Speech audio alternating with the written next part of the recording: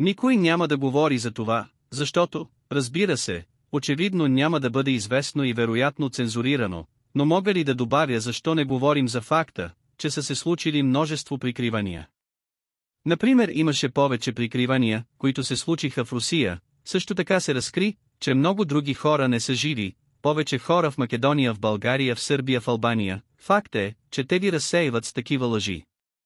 Те ви дават цялата тази информация и ви казват, че това е всичко по тяхна вина, когато в действителност преди много време имаше много повече от това, че в моя канал в YouTube специално говорих за факта, че има корица, случи се доста преди много време. Това също има отношение към българското и македонското прикриване.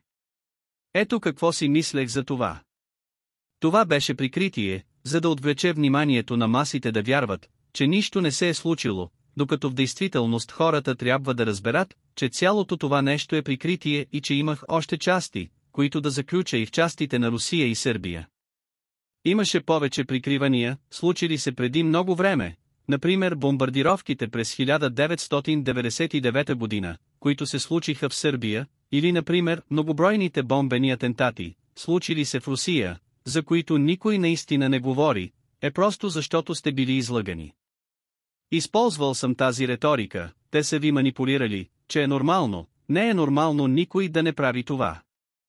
Факт е, че това продължава толкова дълго и въпреки това е толкова лесно да се обвини другата страна, но когато наистина се заемете с това, ще разберете, че това е било пълно прикриване. Това беше лъжа, с която те хранеха толкова дълго.